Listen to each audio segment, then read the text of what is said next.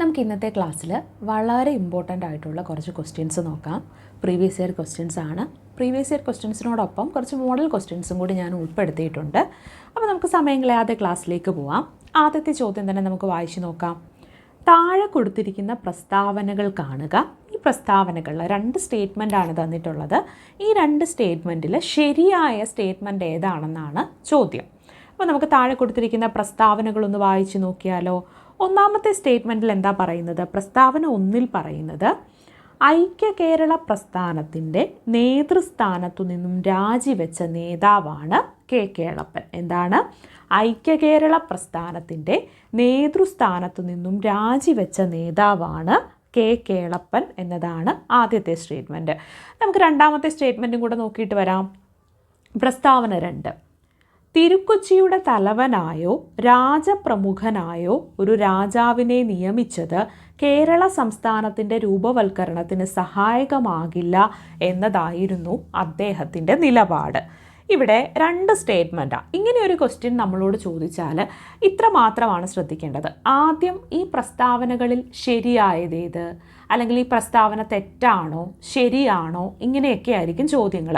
ചിലപ്പം പ്രസ്താവന 1 ശരി, പ്രസ്താവന 2 തെറ്റ്, പ്രസ്താവന 2ഉം ശരിയാണ്, പ്രസ്താവന 2 ശരിയാണ് 1 തെറ്റാണ്, പ്രസ്താവന 2ഉം തെറ്റാണ്, ഇങ്ങനെയൊക്കെ ആയിരിക്കും നമുക്ക് തരുന്നത്. ആദ്യം ചോദ്യത്തെ നല്ല രീതിയിൽ മനസ്സിലാക്കുകയാണ് നിങ്ങൾ ആദ്യം ചെയ്യേണ്ട കാര്യം. ഇവിടെ നമ്മളോട് ചോദിച്ചിട്ടുള്ളത് 2 പ്രസ്താവനകൾ തന്നിട്ടുണ്ട്. ഇവ ശരിയാണോ എന്നാണ് ചോദിച്ചിട്ടുള്ളത്. അപ്പം നമ്മൾക്ക് നോക്കാം. ആദ്യം തന്നെ എന്താ, പ്രസ്താവന 1 വായിക്കുമ്പോൾ തന്നെ മനസ്സിലാവും. ഐക്യ കേരള പ്രസ്ഥാനത്തിൻ്റെ നേതൃസ്ഥാനത്തു നിന്നും രാജിവെച്ച നേതാവാണ് കെ കേളപ്പൻ. ശരിയല്ലേ? ശരിയാണ്. അപ്പോൾ ഒന്നാമത്തെ പ്രസ്താവന ശരിയാണ്. തിരുക്കൊച്ചിയുടെ തലവനായോ രാജപ്രമുഖനായോ ഒരു രാജാവിനെ നിയമിച്ചത് കേരള സംസ്ഥാനത്തിൻ്റെ രൂപവൽക്കരണത്തിന് സഹായകമാകില്ല എന്നതായിരുന്നു അദ്ദേഹത്തിൻ്റെ നിലപാട്. അപ്പോൾ എന്താണ്? രണ്ടാമത്തെ സ്റ്റേറ്റ്മെൻറ്റും ശരിയാണ്. കെ കേളപ്പൻ ഐക്യ കേരള പ്രസ്ഥാനത്തിൻ്റെ നേതൃസ്ഥാനത്ത് നിന്നും രാജിവെച്ച നേതാവാണ്. രാജപ്രമുഖൻ തലവനായിട്ടുള്ള ഒരു സംസ്ഥാനം ഒരു ജനാധിപത്യ രാജ്യത്തിന് പ്രയോജനകരമാകില്ല എന്ന് വിശ്വസിച്ചതുകൊണ്ടാണ് അദ്ദേഹം ഐക്യ കേരള കമ്മിറ്റിയിൽ നിന്ന് എന്താണ് രാജിവെക്കാൻ കാരണമായത്. അപ്പോൾ സ്റ്റേറ്റ്മെൻറ്റ് 1 ശരിയാണ്, സ്റ്റേറ്റ്മെൻറ്റ് 2ഉം ശരിയാണ് അല്ലേ? 2 സ്റ്റേറ്റ്മെൻറ്റും ശരിയാണ്. നമുക്ക് അടുത്ത ക്വസ്റ്റ്യനിലേക്ക് പോയാലോ. രണ്ടാമത്തെ ക്വസ്റ്റ്യൻ എന്താണ്? പട്ടിക 1ഉം പട്ടിക 2ഉം ചേരും പടി ചേർക്കുക. എന്താണ്?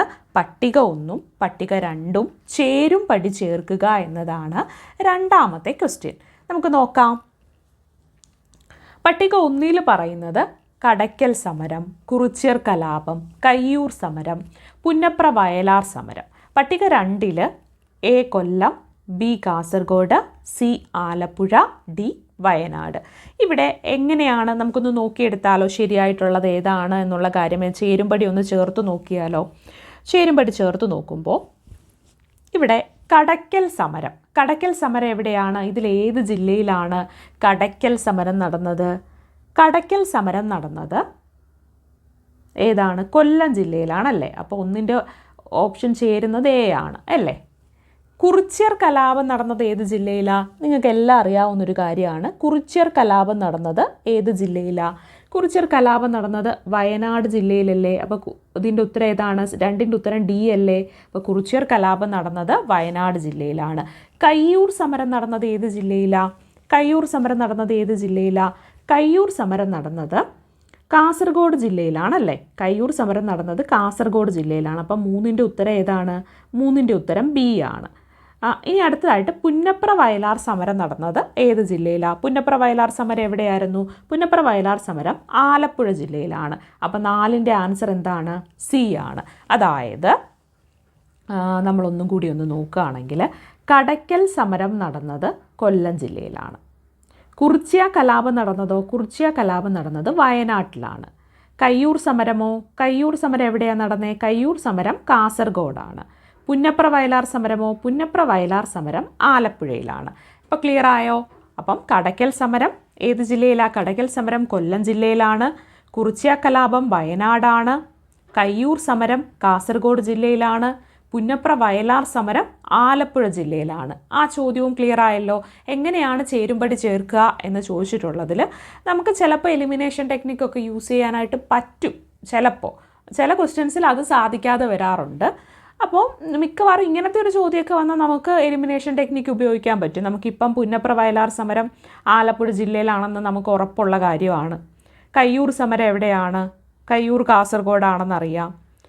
കുറിച്യ കലാപം വയനാടാണെന്നറിയാം. ഒരാൾക്ക് ചിലപ്പോൾ കടയ്ക്കൽ സമരം അറിയില്ലെങ്കിൽ അത് കൊല്ലമാണെന്ന് അതിൽ നിന്ന് കണ്ടുപിടിക്കാൻ പറ്റും അല്ലേ? ഇത് വളരെ എളുപ്പമുള്ളൊരു ക്വസ്റ്റ്യൻ ആണ്. അതുകൊണ്ട് വേഗത്തിൽ അല്ലാതെ തന്നെ കണ്ടെത്താൻ സാധിക്കും. നമുക്ക് അടുത്ത ക്വസ്റ്റ്യനിലേക്ക് പോവാം. അടുത്ത ക്വസ്റ്റ്യൻ എന്താണ്? ശരിയായ ജോഡികൾ കണ്ടെത്തുക. അതാണ് അടുത്ത ചോദ്യം. ഇവിടെ ഓരോ പത്രവും അതിൻ്റെ സ്ഥാപകരും നോക്കുകയാണെങ്കിൽ ശരിയായിട്ടുള്ള ജോഡി ഏതാണെന്ന് നോക്കാം. നാഷണൽ ഹെറാൾഡ്സ്, ഇതിൽ ശരിയായിട്ടുള്ളത് ഈ ഓപ്ഷൻസ് എല്ലാം ശരിയാണ് കേട്ടോ. ഈ ഓപ്ഷൻസ് എല്ലാം ശരിയാണ്. നാഷണൽ ഹെറാൾഡ് സ്ഥാപിച്ചത് ജവഹർലാൽ നെഹ്റു ആണ്. ആരാണ്? നാഷണൽ ഹെറാൾഡ് ജവഹർലാൽ നെഹ്റു ആണ്.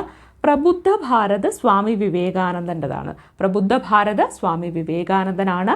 കേസരിയോ? കേസരി ബാലഗംഗാധര തിലകനാണ് അല്ലേ? കേസരി ബാലഗംഗാധര തിലകനാണ്. അഭ്യുദയ ആരുടെയാണ്? മദൻ മോഹൻ മാളവ്യയാണ് അഭ്യുദയ. അപ്പോൾ ഈ ഓപ്ഷൻസ് എല്ലാം ശരിയാണ്. ഈ 4 ഓപ്ഷൻസും ശരിയായിട്ടുള്ളതാണ്. 4 ജോഡിയും ശരിയായിട്ടുള്ളതാണ്. അപ്പോൾ ഒന്നും കൂടി പറയാം. നാഷണൽ ഹെറാൾഡ് ജവഹർലാൽ നെഹ്റു ആണ്. പ്രബുദ്ധ ഭാരത് സ്വാമി വിവേകാനന്ദനാണ്. കേസരിയോ? കേസരി ബാലഗംഗാധര തിലകനാണ്. അഭ്യുദയ മദൻ മോഹൻ മാളവ്യയാണ്. പഠിച്ചു വെക്കുക. അറിയില്ലെങ്കിൽ ഒന്ന് നോട്ട് ചെയ്ത് വെക്കുക. നോട്ട് ചെയ്ത് വെക്കാനായിട്ട് എന്താ അധികം താമസമൊന്നും വേണ്ട. ഒന്ന് റിപ്പീറ്റ് ചെയ്ത് കണ്ടെന്ന് നോട്ട് ചെയ്ത് വെച്ചേക്കുക നിങ്ങൾ. നമുക്ക് അടുത്ത ക്വസ്റ്റ്യനിലേക്ക് പോവാം. അടുത്ത ക്വസ്റ്റ്യൻ എന്താണ്? താഴെ കൊടുത്തിരിക്കുന്ന പ്രസ്താവനകൾ കാണുക. ഇതിൽ ഈ താഴെ കൊടുത്തിരിക്കുന്നവയിൽ ശരി കണ്ടെത്തുക. അതാണ് നമ്മളോടുള്ള ചോദ്യം. 2 സ്റ്റേറ്റ്മെൻ്റ് ആണ്. പ്രസ്താവന 1, പ്രസ്താവന 2. ഇതിൽ ശരി കണ്ടെത്തുക അതാണ് നമ്മളോടുള്ള ചോദ്യം. അതാദ്യം തന്നെ എന്ത് ചെയ്യാമെന്ന് മനസ്സിലാക്കി വെക്കുക. നമുക്ക് ശരിയായ പ്രസ്താവനയാണ് ഇവിടെ കണ്ടെത്തേണ്ടത്. എന്താണ്? ഗുരുകുലം സംഭവത്തിൻ്റെ പേരിൽ ഇന്ത്യൻ നാഷണൽ കോൺഗ്രസ് വിട്ട സാമൂഹിക പരിഷ്കർത്താവാണ് ആര്? EV രാമസ്വാമി നായ്ക്കർ. എന്താണ്? ഗുരുകുലം സംഭവത്തിൻ്റെ പേരിൽ ഇന്ത്യൻ നാഷണൽ കോൺഗ്രസ് വിട്ട സാമൂഹിക പരിഷ്കർത്താവാണ് ആര്? EV രാമസ്വാമി നായ്ക്കർ. രണ്ടാമതായിട്ട് എന്താണ്? വൈക്കം സത്യാഗ്രഹത്തിൽ തമിഴ്നാട്ടിൽ നിന്നെത്തി പങ്കെടുത്ത അദ്ദേഹം വൈക്കം വീരർ എന്ന് വിശേഷിപ്പിക്കപ്പെടുന്നു. എന്താണ്? വൈക്കം സത്യാഗ്രഹത്തിൽ തമിഴ്നാട്ടിൽ നിന്നെത്തി പങ്കെടുത്ത അദ്ദേഹം വൈക്കം വീരർ എന്ന് വിശേഷിപ്പിക്കപ്പെടുന്നു. അപ്പോൾ ഈ 2 പ്രസ്താവനകളിൽ ഏതാണ് ശരിയായിട്ടുള്ളത്? 2 പ്രസ്താവനകളും ശരിയാണല്ലേ? തമിഴ്നാട്ടിൽ നിന്നെത്തി വൈക്കം സത്യാഗ്രഹത്തിൽ പങ്കെടുത്ത ആളാണ് EV രാമസ്വാമി നായ്ക്കർ. അതുകൊണ്ട് തന്നെ അദ്ദേഹത്തിനെ വൈക്കം വീരർ എന്ന് വിശേഷിപ്പിക്കപ്പെടുന്നുണ്ട്. ഗുരുകുലം സംഭവത്തിൻ്റെ പേരിലാണ് അദ്ദേഹം ഇന്ത്യൻ നാഷണൽ കോൺഗ്രസ് വിട്ടത്. അപ്പോൾ ഗുരുകുലം സംഭവം എന്ന് പറഞ്ഞാൽ തമിഴ്നാട്ടിലെ തിരുനെൽവേലിക്ക് സമീപമുള്ള VVS അയ്യർ സ്ഥാപിച്ച ഭരദ്വാജ ആശ്രമത്തിൽ ഭക്ഷണം വിളമ്പുന്നതിൽ ജാതി വിവേചനം കാണിച്ചതിൻ്റെ പേരിലാണ് EV രാമസ്വാമി നായ്ക്കർക്ക് അത് പ്രകോപനപരമായ കാരണമായിരുന്നു. എന്താണ്? ബ്രാഹ്മണ വിദ്യാർത്ഥികൾക്ക് പ്രത്യേക പന്തിയിലും അബ്രാഹ്മണ വിദ്യാർത്ഥികൾക്ക് മറ്റൊരു പന്തിയിലുമായിരുന്നു ഭക്ഷണം വിളമ്പിയത്. ഈ ജാതി വിവേചനത്തിൽ പ്രതിഷേധിച്ചുകൊണ്ടാണ് അദ്ദേഹം കോൺഗ്രസ് വിട്ടത്. അതിനെയാണ് നമ്മൾ ഗുരുകുലം സംഭവം എന്ന് പറയുന്നത്. അപ്പോൾ ഈ ഗുരുകുലം സംഭവത്തിൻ്റെ പേരിലാണ് ഇന്ത്യൻ നാഷണൽ കോൺഗ്രസ് വിട്ടത് ആര്? EV രാമസ്വാമി നായ്ക്കർ. അതുപോലെ തന്നെ വൈക്കം സത്യാഗ്രഹത്തിൽ തമിഴ്നാട്ടിൽ നിന്നെത്തി പങ്കെടുത്ത അദ്ദേഹം വൈക്കം വീരർ എന്ന് വിശേഷിപ്പിക്കപ്പെടുന്നു. അപ്പോൾ 2 പ്രസ്താവനകളും എന്താണ്? 2 പ്രസ്താവനകളും ഇവിടെ ശരിയാണ്. നമുക്ക് അടുത്ത ക്വസ്റ്റ്യനിലേക്ക് പോവാം. അടുത്ത ക്വസ്റ്റ്യൻ എന്താണ്? ശരിയായ പ്രസ്താവനകൾ ഏതെല്ലാമാണ് എന്നാണ് ചോദിച്ചിട്ടുള്ളത്. ആദ്യമായി ദേശീയ അടിയന്തരാവസ്ഥ പ്രഖ്യാപിച്ച രാഷ്ട്രപതി ഡോക്ടർ ഇത് നമ്മുടെ ഇന്ത്യയുടെ കാര്യമാണ് ഇവിടെ പറയുന്നത്. ആദ്യമായിട്ട് ദേശീയ അടിയന്തരാവസ്ഥ ഇന്ത്യയിൽ പ്രഖ്യാപിച്ച രാഷ്ട്രപതി ഡോക്ടർ രാധാകൃഷ്ണനാണ്. ശരിയാണോ? ആദ്യമായിട്ട് ദേശീയ അടിയന്തരാവസ്ഥ ഇന്ത്യയിൽ പ്രഖ്യാപിച്ച രാഷ്ട്രപതിയാണ് ഡോക്ടർ S രാധാകൃഷ്ണൻ. ആ സ്റ്റേറ്റ്മെൻറ്റ് ശരിയാണ്. ഇന്ദിരാഗാന്ധി പ്രധാനമന്ത്രിയായിരിക്കെയാണ് ഇന്ത്യയിൽ ആദ്യമായിട്ട് ആഭ്യന്തര അടിയന്തരാവസ്ഥ പ്രഖ്യാപിച്ചത്. നോക്കാം. അതെ, ഇന്ദിരാഗാന്ധി പ്രധാനമന്ത്രിയായിട്ടിരിക്കുമ്പോഴാണ് ഇന്ത്യയിൽ ആദ്യമായിട്ട് ആഭ്യന്തര അടിയന്തരാവസ്ഥ പ്രഖ്യാപിച്ചത്. അവിടെയും ചോദ്യം വിശദമായിട്ട് ആ സ്റ്റേറ്റ്മെൻറ്റ് നോക്കുക. ആഭ്യന്തര അടിയന്തരാവസ്ഥയുടെ കാര്യമാണ് പറഞ്ഞത്. ഇന്ദിരാഗാന്ധി പ്രധാനമന്ത്രിയായിരിക്കെയാണ് ഇന്ത്യയിൽ ആദ്യമായിട്ട് ആഭ്യന്തര അടിയന്തരാവസ്ഥ പ്രഖ്യാപിച്ചത്. അതും ശരിയാണ്. മൂന്നാമത്തെ സ്റ്റേറ്റ്മെൻറ്റ് എന്താണ്? 1975 ജൂൺ 25 അടിയന്തരാവസ്ഥ ഒപ്പുവെച്ചുകൊണ്ടുള്ള പ്രഖ്യാപനത്തിൽ ഒപ്പുവെച്ച പ്രസിഡന്റ് ഫക്രുദ്ദീൻ അലി അഹമ്മദാണ്. ശരിയാണോ? ശരിയാണല്ലേ. 1975 ജൂൺ 25 അടിയന്തരാവസ്ഥ ഒപ്പുവെച്ചുകൊണ്ടുള്ള പ്രഖ്യാപനത്തിൽ ഒപ്പുവെച്ചത് അന്നത്തെ രാഷ്ട്രപതിയായിട്ടുള്ള അന്നത്തെ പ്രസിഡന്റ് ആയിട്ടുള്ള ഫക്രുദ്ദീൻ അലി അഹമ്മദാണ്. മൂന്നാമത്തെ സ്റ്റേറ്റ്മെൻറ്റ് ശരിയല്ലേ? ആണ്. മൂന്നാമത്തെ സ്റ്റേറ്റ്മെൻറ്റും ശരിയാണ്. നമുക്ക് അടുത്ത ക്വസ്റ്റ്യനിലേക്ക് പോയാലോ? അടുത്ത ക്വസ്റ്റ്യൻ, താഴെ കൊടുത്തിരിക്കുന്നവയിൽ ശരിയായ പ്രസ്താവനകൾ തിരഞ്ഞെടുക്കുക. എന്താണ്? താഴെ കൊടുത്തിരിക്കുന്നവയിൽ ശരിയായ പ്രസ്താവനകൾ തിരഞ്ഞെടുക്കുക എന്നതാണ് അടുത്ത ചോദ്യം. നമുക്ക് നോക്കാം. പ്രസ്താവനകൾ ഓരോന്നായിട്ട് നോക്കുകയാണെങ്കിൽ ഇംഗ്ലണ്ടിനെതിരെ ഇവിടെയും നമ്മൾ ശ്രദ്ധിക്കുക, ശരിയായ പ്രസ്താവനയാണ് നമ്മളോട് ചോദിച്ചിട്ടുള്ളത്.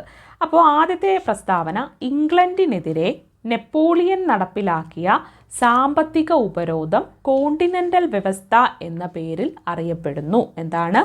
ഇംഗ്ലണ്ടിനെതിരെ നെപ്പോളിയൻ നടപ്പിലാക്കിയ സാമ്പത്തിക ഉപരോധം കോണ്ടിനെൻ്റൽ വ്യവസ്ഥ എന്ന പേരിൽ അറിയപ്പെടുന്നു. ശരിയാണോ? ശരിയാണ്. ഇംഗ്ലണ്ടിനെതിരെ നെപ്പോളിയൻ നടപ്പിലാക്കിയ സാമ്പത്തിക ഉപരോധമാണ് കോണ്ടിനെൻ്റൽ വ്യവസ്ഥ എന്ന പേരിൽ അറിയപ്പെടുന്നത്. നമുക്ക് രണ്ടാമത്തെ പ്രസ്താവന നോക്കാം. ഫ്രാൻസിലെ രാജപക്ഷക്കാരെയെല്ലാം 1792 സെപ്റ്റംബറിൽ കൂട്ടക്കൊല ചെയ്ത സംഭവത്തിനെയാണ് സെപ്റ്റംബർ കൂട്ടക്കൊല എന്ന് പറയുന്നത്. എന്താണ്? ഫ്രാൻസിലെ രാജപക്ഷക്കാരെയെല്ലാം 1792 സെപ്റ്റംബറിൽ കൂട്ടക്കൊല ചെയ്ത സംഭവമാണ് എന്ത്? സെപ്റ്റംബർ കൂട്ടക്കൊല എന്ന പേരിൽ അറിയപ്പെടുന്നത്. ശരിയല്ലേ? അതും ശരിയാണ്. അൽസൈസ് ലോറൈൻ പ്രദേശങ്ങൾ ജർമ്മനിയിൽ നിന്നും തിരികെ പിടിക്കാൻ ഫ്രാൻസിൽ ആരംഭിച്ച പ്രസ്ഥാനമാണ് പ്രതികാര പ്രസ്ഥാനം. ശരിയാണോ? ശരിയാണ്. അൽസൈസ് ലോറൈൻസ് പ്രദേശങ്ങൾ ജർമ്മനിയിൽ നിന്നും തിരികെ പിടിക്കാൻ ഫ്രാൻസിൽ ആരംഭിച്ച പ്രസ്ഥാനമാണ് പ്രതികാര പ്രസ്ഥാനം. അതെന്താണെന്ന് വെച്ചാൽ 1870-71 ഫ്രാങ്കോ പ്രഷ്യൻ യുദ്ധത്തിൽ ജർമ്മനിയോട് ഫ്രാൻസ് പരാജയപ്പെടുകയും തൽഫലമായിട്ട് അൽസൈസ് ലോറൈൻ പ്രദേശങ്ങൾ ജർമ്മനി പിടിച്ചെടുക്കുകയും ചെയ്തിരുന്നു. ഈ നഷ്ടപ്പെട്ട പ്രദേശങ്ങൾ തിരികെ പിടിക്കാനും ജർമ്മനിയോട് പ്രതികാരം ചെയ്യാനുമുള്ള ഫ്രാൻസിൻ്റെ ഒരു തീവ്രമായ ആഗ്രഹത്തെയാണ് നമ്മൾ പ്രതികാര പ്രസ്ഥാനം എന്ന് വിശേഷിപ്പിക്കപ്പെടുന്നത്. ഇത് ഫ്രാൻസിൻ്റെ വിദേശ നയത്തിലും ദേശീയ ബോധത്തിലുമൊക്കെ വലിയൊരു സ്വാധീനം ചെലുത്തിയ സംഭവമായിരുന്നു. അപ്പം അൽസൈസ് ലോറൈൻ പ്രദേശങ്ങൾ ജർമ്മനിയിൽ നിന്നും തിരിച്ചു പിടിക്കാനുള്ള ഫ്രാൻസ് ആരംഭിച്ച പ്രസ്ഥാനമാണ് പ്രതികാര പ്രസ്ഥാനം. ഇവിടെ ലൂയി 16 വധശിക്ഷയ്ക്ക് വിധേയനാക്കിയത് 1789. ഇത് തെറ്റാണല്ലേ? ലൂയി 16 വധശിക്ഷയ്ക്ക് വിധേയനാക്കിയത് ഏത് വർഷമാണ്? ലൂയി 16 വധശിക്ഷയ്ക്ക് വിധേയനാക്കിയത് 1793 എന്നാണ്. 1793 ലൂയി 16 വധശിക്ഷയ്ക്ക് വിധേയനാക്കിയത്. അപ്പോൾ ഈ 4 സ്റ്റേറ്റ്മെൻറ്റിൽ 1, 2, 3 ശരിയാണ് അല്ലേ? 1, 2, 3 ശരിയാണ്. 4ാമത്തെ സ്റ്റേറ്റ്മെൻറ്റ് തെറ്റാണ്. ആ വർഷമാണ് അവിടെ തെറ്റിയത് അല്ലേ? 1793 ലൂയി 16 വധശിക്ഷയ്ക്ക് വിധേയനാക്കിയത്. അപ്പോൾ 4ാമത്തെ ഓപ്ഷനാണ് തെറ്റ്. താഴെ കൊടുത്തിരിക്കുന്ന പ്രസ്താവനകളിൽ ശരിയായത് 1, 2, 3 ആണ്. അടുത്ത ക്വസ്റ്റ്യനിലേക്ക് പോവാം. ഇതിൽ തെറ്റായ പ്രസ്താവനകൾ ഏതെല്ലാം എന്നാണ് നമ്മളോട് ചോദിച്ചിട്ടുള്ളത്. എന്താണ് തെറ്റായ പ്രസ്താവന? ഇവിടെ ഒരു വ്യത്യാസം ഉണ്ടല്ലേ? ഇത്രയും നേരം നമ്മൾ ശരിയായ പ്രസ്താവനകളാണ് നോക്കിക്കൊണ്ടിരുന്നത്.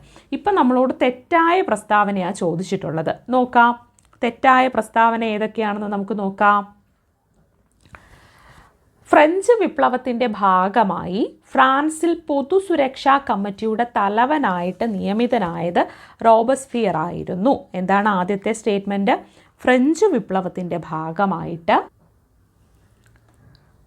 ഫ്രാൻസിൽ പൊതുസുരക്ഷാ കമ്മിറ്റിയുടെ തലവനായിട്ട് നിയമിതനായത് റോബസ്ഫിയർ ആയിരുന്നു. ശരിയല്ലേ? ആ ഒരു സ്റ്റേറ്റ്മെൻറ്റ് ശരിയാണ്. നമ്മളോട് തെറ്റാണ് കണ്ടുപിടിക്കാൻ പറഞ്ഞത്. പൊതുസുരക്ഷാ കമ്മിറ്റിയിലെ മറ്റംഗങ്ങൾ മിറാബോ, ഡാൻറ്റൺ എന്നിവരായിരുന്നു. അതും ശരിയാണ്. ഗില്ലറ്റിനിരയായ ഫ്രഞ്ച് ചക്രവർത്തിയാണ് ലൂയി 16. അതും ശരിയല്ലേ? അതും ശരിയാണ്.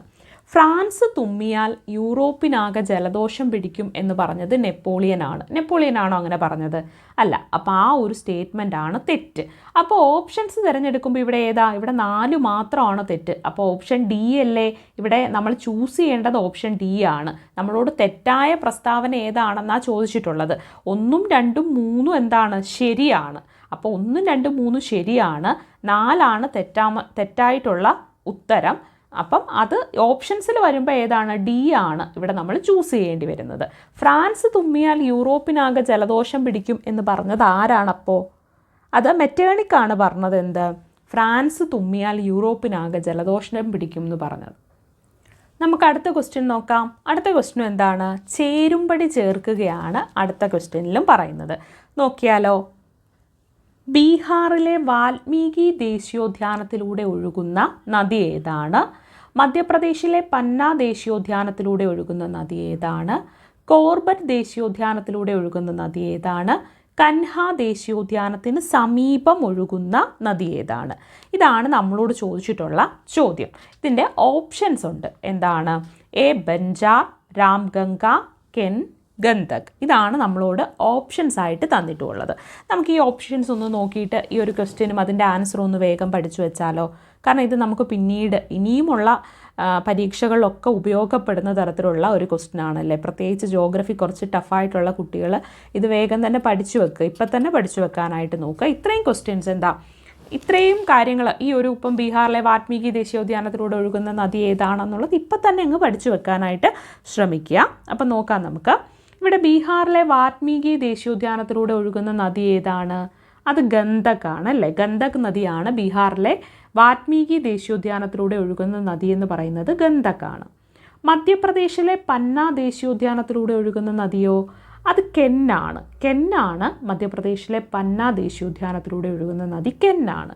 കോർബറ്റ് ദേശീയോദ്യാനത്തിലൂടെ ഒഴുകുന്നതോ? അത് രാംഗംഗയാണ്. രാംഗംഗയാണ് കോർബറ്റ് ദേശീയോദ്യാനത്തിലൂടെ ഒഴുകുന്നത്.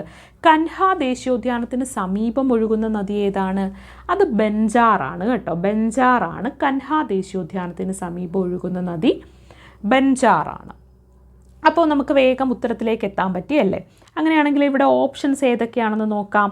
ഇവിടെ നോക്കുമ്പോൾ 1 ഡി ആണ് അല്ലേ, 2 സി ആണ്, 3 ബി ആണ്, 4 എ ആണ്. അപ്പോൾ ഓപ്ഷൻ എ അല്ലേ ഇവിടെ ശരിയായിട്ടുള്ളത്. അപ്പോൾ ഇപ്പം തന്നെ പഠിച്ചോ. ബീഹാറിലെ വാൽമീകി ദേശീയോദ്യാനത്തിലൂടെ ഒഴുകുന്നത് ഗന്ധകാണ്. മധ്യപ്രദേശിലെ പന്ന ദേശീയോദ്യാനത്തിലൂടെ ഒഴുകുന്ന നദി കെന്നാണ്. കോർബറ്റ് ദേശീയോദ്യാനത്തിലൂടെ ഒഴുകുന്ന നദി ഏതാണ്? അത് രാംഗംഗയാണ്. കൻഹ ദേശീയോദ്യാനത്തിന് സമീപം ഒഴുകുന്ന നദിയാണ് ബഞ്ചാർ. താഴെ പറയുന്നവയിൽ പശ്ചിമഘട്ടം കടന്നു പോകുന്ന സംസ്ഥാനങ്ങൾ ഏതെല്ലാമാണ്? അതാണ് ലാസ്റ്റ് ക്വസ്റ്റ്യൻ. പശ്ചിമഘട്ടം കടന്നു പോകുന്ന സംസ്ഥാനങ്ങൾ ഏതെല്ലാമാണ്? പശ്ചിമഘട്ടം കടന്നു പോകുന്നത് നമുക്കൊന്ന് നോക്കുകയാണെങ്കിൽ കേരളത്തിലൂടെ കടന്നു പോകുന്നുണ്ടല്ലേ. തമിഴ്നാടുണ്ട്, കർണാടകമുണ്ട്, ഗോവയുണ്ട്, മഹാരാഷ്ട്രയുണ്ട്. തെലങ്കാനയുണ്ടോ? തെലങ്കാനയിലൂടെ കടന്നു പോകുന്നില്ല. ഗുജറാത്ത് ഉണ്ടോ? ഉണ്ട്. ഗുജറാത്ത്, മഹാരാഷ്ട്ര, ഗോവ, കർണാടകം, തമിഴ്നാട്, കേരളം. അപ്പോൾ ഇവിടെ തെലങ്കാനയിലൂടെ കടന്നു പോകുന്നില്ല. ബാക്കി എല്ലാ ഓപ്ഷൻസും ഉണ്ടല്ലേ. 1, 3, 4, 5, 6, 7 ഉണ്ട്. അപ്പം ഓപ്ഷൻ എ അല്ലേ ശരി. തെലങ്കാനയെ നമുക്ക് ഒഴിവാക്കാം. ഗുജറാത്ത്, മഹാരാഷ്ട്ര, ഗോവ, കർണാടകം, തമിഴ്നാട്, കേരളം. ഈ സംസ്ഥാനങ്ങളാണ് ഇവിടെ പശ്ചിമഘട്ടം കടന്നു പോകുന്ന സംസ്ഥാനങ്ങൾ.